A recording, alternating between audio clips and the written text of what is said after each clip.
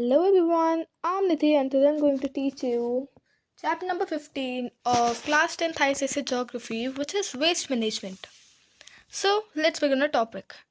Basically, what is waste? Waste is defined as any matter, whether solid, liquid or gaseous, or radioactive, which is discharged, emitted or deposited in the environment which cause an alteration of the environment. So हमारा waste क्या होता है? Waste एक ऐसा matter है, चाहे वो solid, liquid, gases या रेडियो एक्टिव किसी भी फॉर्म में प्रेजेंट हो, जो कि हमारे एनवायरनमेंट में ऑल्ट्रेशन लेके आता है, मतलब कि एनवायरनमेंट में चेंज करता है, बैड इफेक्ट्स होते हैं जिसके हमारे एनवायरनमेंट पे. देन हमारे पास है classification of waste. So waste is classified as biodegradable waste and non-biodegradable waste. So first, what is biodegradable waste? It is the waste which can be decomposed through the actions of bacteria, fungi and other living organisms. ये ऐसे waste है जिसे हम decompose कर सकते हैं. इसमें क्या क्या होता है? Micro organisms like bacteria and fungi decompose the waste goods as simple compounds which are used as nutrients by other living organisms. इसमें क्या होता है, जो माइक्रो ऑर्गेनिजम्स होते हैं जैसे बैक्टीरिया और फंजाई, वो हमारे वेस्ट जो प्रोडक्ट्स हैं उन्हें सिंपल कंपाउंड्स में डिकम्पोज कर देते हैं, जिन्हें हम बाद में न्यूट्रिएंट्स की तरह यूज़ करते हैं बाकी लिविंग ऑर्गेनिजम्स के लिए. देन इनमें क्या क्या एग्जांपल्स है, जैसे fruit and vegetable peels, leaves, grass, wood, paper, clothes, wool etcetera. Then ये कोई भी हमारे एनवायरनमेंट पे बाय प्रोडक्ट लीव नहीं करते. देन हमारे पास आता है नॉन बायोडिग्रेडेबल वेस्ट. सो ये वो वेस्ट होता है जो डिकम्पोज नहीं हो पाता हमारे सॉइल में. क्या आएगा? Non biodegradable waste includes that material which does not break down और डिकम्पोज इन द सॉइल. हमारे इंपॉर्टेंट नॉन बायोडिग्रेडेबल वेस्ट क्या क्या है, किससे बनते हैं वो? Plastic goods, polythene bags, synthetic clothes, metals, chemicals, radioactive waste etcetera. ये सारे क्या हमारे नॉन बायोडिग्रेडेबल वेस्ट है जिन्हें हम डिकम्पोज नहीं कर सकते. ये जो है इन्हें हम अपने एनवायरनमेंट में ओनली एंड ओनली रिसाइकलिंग के थ्रू यूज़ कर सकते हैं. यहाँ पे डिफरेंस है non biodegradable and biodegradable waste का. देन वेस्ट एक्यूमुलेशन का इम्पैक्ट क्या होता है हमारे एनवायरनमेंट पे? देखो, जो एक्यूमुलेशन ऑफ वेस्ट है, the accumulation of waste results in toxic chemicals in the garbage we throw at various places. These toxic chemicals become pollutants and affect the environment. Most of the chemicals or pollutants are absorbed by the soil, which are turned and leached down to mix with the underground water, which is the major source of drinking water for most of the population. The garbage starts stinking and pollutes the air. The area looks awful. This way, the waste pollutes the soil, air, surface, water, underground water, etc. This pollution affects the plant, animals and human beings. So हमारा जो हम waste accumulation जो होता है उससे क्या होता है, बहुत सारे टॉक्सिक केमिकल्स प्रोड्यूस होते हैं जो हमारा वेस्ट गार्बेज है उसमें. ये जो टॉक्सिक केमिकल्स हैं ये आगे धीरे धीरे चल के पॉल्यूटेंट्स बन जाते हैं और हमारे एनवायरनमेंट को इफेक्ट करते हैं. ज़्यादातर इनमें जो केमिकल्स होते हैं वो सॉइल एब्जॉर्ब कर लेती है, जो कि फिर जाकर हमारे अंडरग्राउंड वाटर के साथ मिल जाते हैं. और underground water most of the population का मेजर सोर्स है ड्रिंकिंग वाटर का. सो ये जो गार्बेज है ये क्या होता है, मतलब स्मेल को बहुत गंदी स्मेल आने लग जाती है, एयर पॉल्यूट हो जाती है और वो जो एरिया है वो बहुत ज़्यादा ऑफुल दिखता है. ये जो वेस्ट है, इस तरीके से जो वेस्ट है वो सॉइल को भी पोल्यूट करता है, एयर को भी, surface, ground water and water, इन सब चीज़ों को अफेक्ट करता है, पॉल्यूट करता है. और इससे क्या है, प्लांट्स, एनिमल्स और ह्यूमन बींग्स सभी अफेक्टेड होते हैं. देन हमारे पास आता है waste and spoilage of landscape. जो लैंडस्केप है, लैंडस्केप स्पॉइलेज का मतलब क्या है कि जो लैंड है हमारी वो मतलब प्रेजेंटेबल नहीं है, अच्छी नहीं लग रही, अनप्लेजेंट है. So that is landscape spoilage. इससे क्या होता है, लोगों की हेल्थ पे बहुत ज़्यादा एडवर्स इफेक्ट पड़ता है और उनके लिविंग स्टैंडर्ड्स पे भी. इससे एनवायरनमेंट डिस्टर्ब होता है. जो वेस्ट एक्यूमुलेशन है उस एरिया के एस्थेटिक्स को डैमेज करती है. जब हमारा वेस्ट हम एक इम्प्रॉपर वे में डंप कर देते हैं तो लैंडस्केप बहुत ज़्यादा मतलब अनप्लीजेंट लुक देता है. सो इन सब की वजह से क्या होता है, हमारा वेस्ट की वजह से क्या होता है, लैंडस्केप भी स्पॉइल होता है. Then we have waste pollution and hazardous and health hazards. So development, with the increasing development, the volume of waste is also increasing. जैसे जैसे मतलब डेवलप कर रही ह्यूमन बीइंग, वेस्ट भी बढ़ रहा है. Per capital generation of waste is growing sharply in the industrial countries. Industrial countries में वेस्ट जो है वो बहुत ज़्यादा तेज़ी से बढ़ रहा है. और ये जो वेस्ट है इसकी वजह से बहुत सारे डिफरेंट काइंड्स के पॉल्यूशन राइज होते हैं. जो वेस्ट है वो हार्मफुल गैसेस भी रिलीज करते हैं, जैसे मीथेन, डाइऑक्साइड एक्सेट्रा. उसके बाद वेस्ट से हमारे हेल्थ पे क्या क्या इफेक्ट्स पड़ते हैं, हेल्थ चार्ट्स क्या होते हैं. पहला, गैसियस वेस्ट का या एयर पॉल्यूशन का हमारे हेल्थ पे क्या इफेक्ट होता है. इससे many countries around the world do not have regulations on air pollution. Polluted air leads to numerous diseases like asthma, bronchitis, emphysema, and lung cancer. These diseases may take several years to cure, and in some cases, the affected person can die even. The pollutants weaken the lungs and invite infections. Exposure to indoor air pollution from solid fuels also causes severe diseases like pneumonia among children and chronic respiratory diseases among adults. सो जो gaseous waste या फिर जो air pollution होता है उसकी वजह से बहुत सारे डिसीज होते हैं, जैसे asthma, bronchitis, emphysema and lung cancer. ये जो डिसीजेज हैं इन्हें क्योर करने के लिए सेवरल ईयर्स लग जाते हैं. और कई केसेस में तो अफेक्टेड जो पर्सन है वो मर भी सकता है, उसकी डेथ भी हो सकती है. और अगर हम आउटडोर एयर पॉल्यूशन में अगर हम उसके एक्सपोजर में रहते हैं तो चिल्ड्रन में निमोनिया के खतरा बढ़ जाता है और एडल्ट्स में क्रॉनिक रेस्पिरेटरी डिजीजेस का खतरा बढ़ जाता है. देन सल्फर डाइऑक्साइड, ये एक सीरियस पॉल्यूटेंट है. इससे ह्यूमन बॉडी में कफ, ब्रीथलेसनेस और स्पाज्म ऑफ लैरिंक्स होता है. इसकी वजह से आइज में भी इरिटेशन होती है और ये एक एलर्जिक एजेंट बन जाता है.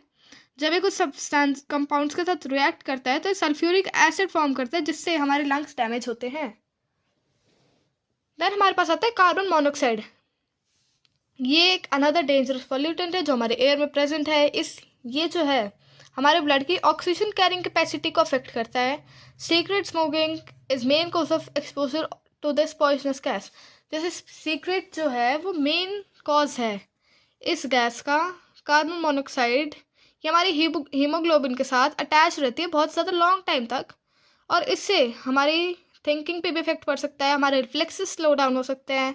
Headache, drowsiness, dizziness and nausea, ये ऐसी डिजीज हो सकते हैं बहुत सारी. देन हमारे पास आता है मीथेन. मीथेन एक पोटेंट ग्रीन हाउस गैस है. ये एमिट होती है transport, production of coal, natural gas and oil. जब हम इन सब चीज़ों का प्रोडक्शन करते हैं तब हमारे पास कौन सी गैस प्रोड्यूस होती है, methane. Methane emission also result from life stock and other agricultural practices. Life stock और बाकी एग्रीकल्चरल प्रैक्टिसेस से भी हमारा मीथेन प्रोड्यूस होता है. जो निट्रिक एसिड है वो उसके बाद आता है हमारे पास निट्रिक एसिड. वो इरिटेशन कॉज करता है और एक्सेस अमाउंट में इससे हेमरेज के चांसेस भी बढ़ जाते हैं. देन हाइड्रोजन सल्फाइड, ये भी एक टॉक्सिक पॉल्यूटेंट है. लेड भी रिलीज होता है व्हीकुलर एग्जॉस्ट से और इससे हमारे ब्रेन इफेक्ट हो सकता है. Particulate pollutants like silica, asbestos and lead affect lungs. So ये तो थे हमारे गैसियस एयर पॉल्यूशन के इफेक्ट्स. देन हमारे पास आता है effects of solid waste. Solid waste के क्या क्या इफेक्ट्स होते हैं. Heaps of waste on land start sinking after some time. जब वेस्ट के वो बन जाते हैं, पहाड़ से बन जाते हैं ना वेस्ट के, एक जगह वेस्ट इकट्ठा हो जाता है तो वहाँ पे मतलब लैंड जो है वो मतलब गंदी स्मेल स्टार्ट करने लग जाती है और वहाँ से बहुत ज़्यादा ऑफुल दिखने लग जाती है वो लैंड. बहुत सारे इंसेक्ट्स और बैक्टीरियाज वहाँ पे ग्रो करते हैं जो कि बहुत सारे डिसीजेस फैला सकते हैं जैसे डायरिया, कोलेरा एक्सेट्रा. मॉस्किटोज जो कि मलेरिया स्प्रेड करते हैं वो भी यहीं पे प्रोड्यूस होते हैं. फ्लाइज जिनमें वायरस और स्प्रेड करते हैं जो एडजॉइनिंग एरियाज में पीपल सिक हो जाते हैं और वो वोमिटिंग स्टार्ट कर देते हैं. देन वाटर पॉल्यूशन के क्या क्या इफेक्ट्स होते हैं.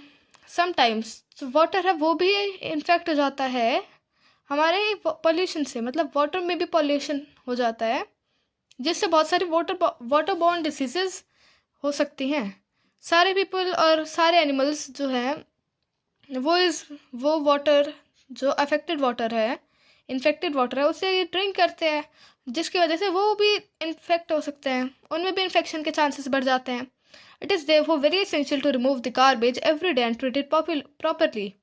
सो ये बहुत ज़्यादा इंपॉर्टेंट हो जाता है कि हम गार्बेज को एवरी डे डेली रिमूव करें और उसे अच्छे से ट्रीट करें. वाटर टैंक्स को हमें रेगुलरली क्लीन कराना चाहिए. Large amount of soluble nitrates are released and dissolved in water. It may contaminate the groundwater, including wells of the area. Heavy intake of nitrates by human may cause serious health hazards. बहुत सारे nitrates की जब हम heavy intake कर लेते हैं तो उससे बहुत ज़्यादा सीरियस हेल्थ हजार्ड्स हो सकते हैं. देन वेस्ट में जो मेटल्स होते हैं उनका क्या क्या इफेक्ट होता है. बहुत सारे जैसे प्लास्टिक गुड्स होते हैं वो हार्मफुल होते हैं. वो क्या होता है, उनमें हार्मफुल मेटल्स होते हैं जैसे कि कोबाल्ट, लेड, कॉपर और क्रोमियम. ये जो मेटल्स हैं इनका ह्यूमन हेल्थ पे एक एडवर्स इफेक्ट होता है. एनिमल्स में ऑल्सो भी affected with the metals. Animals भी इन मेटल से अफेक्टेड होते हैं और इससे ह्यूमन हेल्थ पे भी इफेक्ट पड़ता है. देन हमारे पास आएगा effect of mining and industrial waste. Mining और इंडस्ट्रियल वेस्ट का क्या क्या इफेक्ट होता है. जो इंडस्ट्रियल वर्कर्स है, माइनर्स है, ये सिलिकॉन डस्ट से एक्सपोज मतलब उसमें ही काम करते हैं ये. सो उनको सिलिकोसिस, ये एक लंग डिसीज है जो कि मेजरली उनमें पाई जाती है. जो कि वो लोग जो कि डीप कोल माइंस में काम करते हैं वो फाइन कोल डस्ट को इनहेल कर लेते हैं और इससे उनको लंग्स जो है उनमें डिसीज हो जाते हैं जिसे हम बोलते हैं ब्लैक लंग्स. बहुत सारी गैसेस भी रिलीज होती है इस प्रोसेस में जैसे मिथेन और कार्बन मोनोऑक्साइड. देन हमारे पास है इफेक्ट्स ऑन टेरेस्ट्रियल लाइफ. मतलब कि टेरेस्ट्रियल लाइफ पे क्या क्या इफेक्ट होता है वेस्ट का. सारे टाइप की जो भी टेरेस्ट्रियल लाइफ होती हैं उन सब पे वेस्ट का तो इफेक्ट होता ही है. पॉल्यूटेंट्स जो भी होते हैं वेस्ट के वो हमारे एनवायरनमेंट में एंटर करते हैं और हमारी फूड चेन का एक पार्ट बन जाते हैं, जिससे जो वेस्ट है वो बॉडी मतलब हर ऑर्गेनिज्म की बॉडी में डिफरेंट लेवल पे पहुंच जाता है. सो जैसे एग्जांपल है कि इंसेक्टिसाइड्स और पेस्टिसाइड्स फार्मर्स यूज़ करते हैं मिक्स्ड विद द वाटर के साथ मिक्स करके फार्मर्स इंसेक्टिसाइड्स और पेस्टिसाइड्स का यूज़ करते हैं. अब उन्हीं जो वहाँ पे क्रॉप ग्रो होगी उन्हीं क्रॉप को ह्यूमन बींग्स ईट कर लेंगे, खा लेंगे. सो उनके अंदर वो केमिकल्स क्या है वो उनके बॉडी में इफेक्ट करेंगे. सो ऐसे जो है हमारे जो पोल्यूटेंट्स हैं वो पूरे इकोसिस्टम को अफेक्ट करते हैं. देन हमारे पास आएगा affects on aquatic life. Aquatic life पे क्या क्या इफेक्ट्स होते हैं. फर्स्ट है हमारे पास फ्रेश वाटर लाइफ. बहुत सारी प्लेसेस पे जो सीवेज है सिटीज़ की उसे डायरेक्टली रिवर में ड्रेन कर दिया जाता है. इससे जो रिवर का वाटर है वो सारा स्पॉइल हो जाता है. बहुत सारी इंडस्ट्रीज से अपना जो इंडस्ट्रियल वेस्ट होता है वो रिवर में बहा देती है. सो ये जो वेस्ट है इसमें बहुत सारे टॉक्सिक एलिमेंट्स होते हैं जो वाटर के साथ मिक्स करते हैं और बायोटिक लाइफ उस रीजन की डिस्ट्रॉय करते हैं. Heavy concentration of chlorine in water can destroy the fish population. अगर वाटर में क्लोरीन की कंसंट्रेशन ज़्यादा हो जाती है तो उससे वहाँ की फिश पॉपुलेशन डिस्ट्रॉय हो सकती है. Ammonia is release in water in large quantity which is a poison for the fish. अगर लार्ज क्वांटिटी में हम वाटर में अमोनिया रिलीज कर देंगे तो वो भी एक पॉइजन होता है फिशेस के लिए. सो ऐसे जो है हमारे बहुत सारे वेस्ट जो हैं वो फ्रेश वाटर लाइफ को भी अफेक्ट करते हैं, हमारे एक्वेटिक एनिमल्स को भी अफेक्ट करते हैं. Then pollution and marine life. So marine life पे पॉल्यूशन का बहुत ज़्यादा एडवर्स इफेक्ट होता है. देन हमारे पास drilling of oil can lead to oil spill which can destroy the marine life. अगर जैसे हम किसी वाटर बॉडी में हम ऑयल ड्रिल कर रहे हैं सो उसकी वजह से ऑयल स्पिल के चांसेस बढ़ जाते हैं और उससे मरीन लाइफ डिस्ट्रॉय हो जाती है. अगर एक बार उस एरिया में ऑयल स्पिल हो गया तो हम उसे ना ही वहाँ से रिमूव कर सकते हैं ना ही उसे किसी भी कंटेनर में रख सकते हैं, क्योंकि जो ऑयल है वो वाटर के साथ कभी मिक्स नहीं होता. और अगर ऑयल गलती से मतलब एक्सीडेंटली जो क्रूड ऑयल होता है वो उसमें ओशन या सीज में डिस्चार्ज हो जाए सो इसकी वजह से जो वाटर बॉडीज़ है उसमें प्राइमरी कॉज है पोल्यूशन का. देन इंडस्ट्रियल वेस्ट को हम डायरेक्टली वाटर में डंप कर देते हैं. It is also a cause of marine life pollution. Then हमारे पास आता है waste management and its needs. So waste management क्या होता है? Waste management is the collection of transport, processing, recycling, or disposal of waste materials. It relates to materials produced by man. So waste management क्या होता है कि waste को collect करना, उसे ट्रांसपोर्ट करना, उसे प्रोसेस करना और रिसाइकिल वगैरह करके उसे डिस्पोज करना। वेस्ट की सब प्रोसेसेस के थ्रू वेस्ट के डिस्पोजल को, उस प्रोसेस को हम बोलते हैं वेस्ट मैनेजमेंट। देन हमारे पास आता है मेथड्स का क्या होता है? सेफ डिस्पोजल ऑफ वेस्ट के, वेस्ट डिस्पोजल के क्या क्या मेथड्स होते हैं? सो फर्स्ट मेथड है सॉलिड वेस्ट डिस्पोज करना है अगर हमें, सो इसमें हमारे पास फर्स्ट मेथड आता है सेग्रीगेशन। अब सेग्रीगेशन क्या होता है? सेग्रीगेशन का मतलब होता है वेस्ट को सेपरेट करना अलग अलग कैटेगरीज में। जैसे कि हम बायोडिग्रेडेबल वेस्ट के लिए हम अलग डस्टबिन का यूज़ करेंगे, नॉन बायोडिग्रेडेबल वेस्ट के लिए अलग डस्टबिन का यूज़ करेंगे, और ऐसे वेस्ट को कैटेगराइज करना according to the type of waste. So उस प्रोसेस को हम बोलते हैं सेग्रीगेशन। इससे क्या होता है? रिसाइकलिंग इंक्रीज, मतलब कि रिसाइकलिंग बढ़ जाती है। ये जो वेस्ट डिस्पोजल टेक्निक पे डिपेंड करता है। जो मोस्ट पॉपुलर सेग्रीगेशन है वो है बायोडिग्रेडेबल नॉन बायोडिग्रेडेबल वेस्ट के सेग्रीगेशन, कि हम वेस्ट बायोडिग्रेडेबल वेस्ट को अलग डस्टबिन में डालें एंड नॉन बायोडिग्रेडेबल वेस्ट को अलग डस्टबिन में डालें। उसके बाद हमारा ये बायोडिग्रेडेबल नॉन बायोडिग्रेडेबल वेस्ट है, ये क्या क्या वेस्ट होते हैं ये। देन बहुत सारी कंट्रीज़ में जो डस्टबिन है वो कैटेगराइज भी कर दिए गए हैं बायोडिग्रेडेबल नॉन बायोडिग्रेडेबल में। ये इस सेग्रीगेशन के लिए पीपल का पार्टिसिपेशन बहुत ज़्यादा इम्पोर्टेंट हो जाता है। उन्हें वेस्ट को प्रॉपर डस्टबिन में थ्रो करना चाहिए ताकि वो ईजी टू हैंडल हो जाए। देन वेस्ट को हम सेग्रीगेट कर सकते हैं अकॉर्डिंग टू, मतलब उनके फीचर्स के अकॉर्डिंग भी सेग्रीगेट कर सकते हैं। जैसे शार्प एज वेस्ट को, जैसे ब्लेड वगैरह, इन सबको हम अलग डस्टबिन में डालें। बॉटल्स, कैंस, स्प्रे बॉटल्स, इन सबको हम अलग डस्टबिन में डालें। सो ऐसे हम वेस्ट को सेग्रीगेट कर सकते हैं। देन हमारे पास नेक्स्ट मेथड आता है डंपिंग। सो डंपिंग क्या होता है कि ये एक एक्टिविटी, ऐसी एक्टिविटी है जिसमें हम वेस्ट को एक जगह पे लाके डिस्पोज कर देते हैं, एक जगह पे लाके डंप कर देते हैं। एक एवरेज, मतलब कि देखा जाए तो एक नॉर्मल सिटी का रहने वाला ह्यूमन भी बहुत एक साल में टन्स ऑफ वेस्ट प्रोड्यूस करता है। सो इससे क्या होता है, जो सिटीज़ है वहाँ पे मतलब वेस्ट डिस्पोजल के लिए जगह ही नहीं बचती। बहुत सारी साइट्स को हम लोकेट करते कि ताकि हम जल्दी जल्दी वहाँ पे डंप कर दें अपना वेस्ट, और वो जो वेस्ट है वो खुले में हम डंप कर देते हैं। ये कॉमन और चीपेस्ट मेथड है वेस्ट डिस्पोजल का लैंड पे, क्योंकि ट्रांसपोर्टेशन, बस इसमें ट्रांसपोर्टेशन को कॉस्ट ही मेजर एक्सपेंडिचर है। आजकल इस मेथड को इम्प्रूव किया जा रहा है और इसे बोला जा रहा है लैंडफिल। प्रॉपर डिस्पोजल, एक लैंडफिल में प्रॉपर डिस्पोजल के लिए जो सॉलिड वेस्ट है उसे एक मतलब थिन लेयर में हम स्प्रेड करते हैं। देन उसके ऊपर हम बुलडोज़र करते हैं, उसे सॉलिडिफाई करते हैं एंड उसके ऊपर फिर नेक्स्ट लेयर डिपोजिट करते हैं।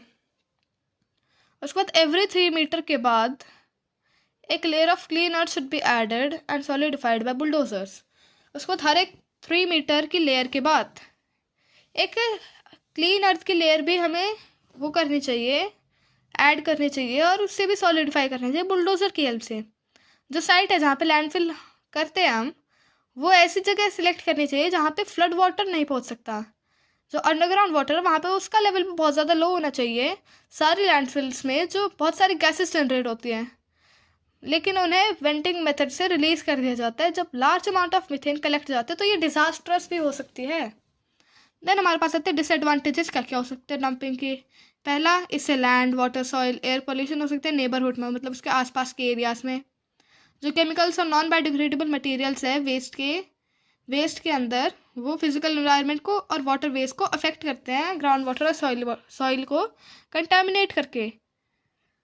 जो वेस्ट है वो मतलब पेस्ट और वीड्स को स्प्रेड करता है, जिससे जो एग्रीकल्चर है और वाइल्ड लाइफ है वो भी अफेक्ट होती है। जो वेस्ट एक्यूमुलेशन है वो डैमेज करता है उस एरिया के एस्थेटिक्स को। और इलीगली जब हम डंप कर देते हैं मटेरियल जिनमें टॉक्सिक सब्सटेंसेस होते हैं, सो इससे मल्टीपल हेल्थ हज़ार्ड्स भी हो सकते हैं। देन हमारे पास आता है third method which is composting. Composting का मतलब क्या होता है, कंपोस्टिंग का मतलब क्या होता है? It is a biological process in which microorganisms mainly fungi and bacteria convert degradable organic waste into humus like substances. So composting में क्या करते हैं हम? जो ये एक बायोलॉजिकल प्रोसेस है जिसमें फंजाई और बैक्टीरिया जो ऑर्गेनिक वेस्ट है उसे ह्यूमस में कन्वर्ट कर देते हैं। इसमें क्या होता है? जो ऑर्गेनिक मैटर होता है वो 35 से 40% होता है। म्यूनसिपल सॉलिड वेस्ट में 35 से 40% ऑर्गेनिक मैटर होता है। और ये जो वेस्ट है इसे हम रिसाइकल कर सकते हैं कंपोस्टिंग के थ्रू, जो कि ओल्डेस्ट फॉर्म है डिस्पोजल का। ये एक नेचुरल प्रोसेस है डिकम्पोजिशन का ऑर्गेनिक वेस्ट के, जिससे हमारे पास मैन्योर और कंपोस्ट भी बनती है जो कि रिच होती है न्यूट्रिएंट्स में। देन जो फिनिश प्रोडक्ट्स होते हैं वो एक सॉइल की तरह दिखता है और उसमें हाई अमाउंट ऑफ कार्बन और नाइट्रोजन होती है, जो कि एक एक्सीलेंट मीडियम है प्लांट्स ग्रो करने के लिए। जो कंपोस्टिंग प्रोसेस है उसमें क्या होता है? जो वेस्ट प्रोड्यूस होता है वो एग्रीकल्चरल फील्ड्स में या किचन्स में केयरलेसली थ्रो नहीं करना चाहिए। It recycles the nutrients and returns them to the soil as nutrients। मतलब कि न्यूट्रिएंट्स को रिसाइकल करता है और सॉइल में वापस चले जाते हैं न्यूट्रिएंट्स की तरह। ये एक चीप, क्लीन और सेफ मेथड है कंपोस्टिंग, जिससे हम वो ऑर्गेनिक मैटर को डिकम्पोज कर देते हैं। देन हमारे पास आएगा 3 R's of waste management. Waste management के 3 R's क्या क्या होते हैं? First is reduce, reuse and recycle. Reduce क्या होता है? By reducing consumption of natural resources. हम रिड्यूस कैसे कर सकते हैं कि जो नेचुरल रिसोर्सेज है उसके कंजम्पशन को हम कम कर दें, बाय प्रोड्यूसिंग देम और destroying the manufacturing process in such a way that they produce minimum water और टॉक्सिसिटीज। हम उन्हें ऐसे टाइप में प्रोड्यूस करें या ऐसे टाइप से डिस्ट्रॉय करें जिससे वो कम से कम वाटर या टॉक्सिसिटीज प्रोड्यूस करें। और packing in such a way with material to create less eventual waste. हमें उसे ऐसी तरह पैक करना चाहिए और ऐसे मटेरियल से पैक करना चाहिए जिससे कम से कम वेस्ट प्रोड्यूस हो। जैसे कि हम रिड्यूस कर सकते हैं वेस्ट ऑफ इलेक्ट्रिसिटी। कैसे रिड्यूस कर सकते हैं? We can reduce the waste of water. Water के वेस्ट को रिड्यूस कर सकते हैं हम by repairing the leaking taps. हम एलपीजी के यूज़ को रिड्यूस कर सकते हैं सोलर कुकर्स का यूज़ करके। और हम पेट्रोल का यूज़ रिड्यूस कर सकते हैं वॉकिंग या साइकिलिंग करके शॉर्ट डिस्टेंसेस के लिए। ये सब मेथड्स होते हैं रिड्यूस करने के लिए। देन रीयूज़ क्या होता है? Reuse means using a product more than once either for the same purpose. एक प्रोडक्ट को एक से ज़्यादा बार यूज़ करना, चाहे वो सेम पर्पस के लिए ही हो। देन रिसाइकलिंग में क्या होता है कि it involves the collection of used and discarded materials, processing these materials and making them into new products। तो हमारे पास जो वेस्ट मटेरियल्स होते हैं यहाँ पे हम क्या करते हैं? उन्हें प्रोसेस करते हैं और ये जो मटेरियल्स है इन्हें हम प्रोसेस करके इनका न्यू प्रोडक्ट्स बनाते हैं। इससे जो वेस्ट है उसकी अमाउंट कम हो जाती है जो कि कम्युनिटी में थ्रो होता है डस्टबिन्स में, और एनवायरनमेंट क्लीन और एयर मोर फ्रेश होती है इससे। स्टेप्स क्या क्या होते हैं इसके? Collection of waste from door step commercial places. Door step या कमर्शियल प्लेसेस से हमें वेस्ट कलेक्ट करना है, कम्युनिटी डंप से वेस्ट कलेक्ट करना है और डिस्पोजल साइट से वेस्ट को कलेक्ट करना है, और देन हमें उसे रिसाइकल करके हमें न्यू प्रोडक्ट बनाना है। देन रीयूज़ क्या होता है? रीयूज़ करना उसी प्रोडक्ट को more than one time, same product को। जैसे कि donating old working computers to school. हम स्कूल में हमारे ओल्ड वर्किंग कंप्यूटर्स को डोनेट कर सकते हैं। Allowing customers to return used packaging. जो यूज्ड पैकेजिंग है वो हमें अलाउ करना चाहिए कस्टमर्स को कि वो उसे रिटर्न कर सके, ताकि business can use it again, ताकि हम लोग उसे वापस से रीयूज़ कर सकते हैं। Then furnishing an office with reclaim materials instead of purchasing new chairs tables.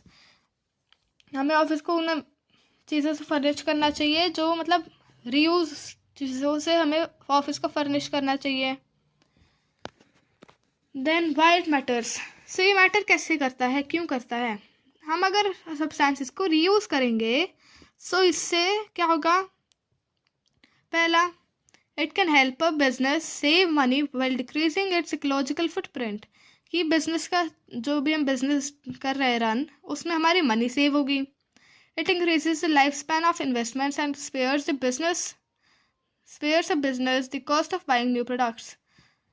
इससे क्या होगा, हमारे जो इन्वेस्टमेंट है उसकी लाइफ स्पैन इंक्रीज होगी और इससे जो है कम्युनिटी पे इम्पैक्ट भी पड़ता है. बिजनेस जो है वो अपने ओल्ड मटेरियल्स और प्रोडक्ट्स के स्कूल्स में, क्रिएटिव आर्ट सेंटर्स में यहाँ पे हम डोनेट कर सकते हैं. इससे जो कम्युनिटी है उसमें बेनिफिट होगा और हम अच्छे मटेरियल्स को वेस्ट नहीं करेंगे.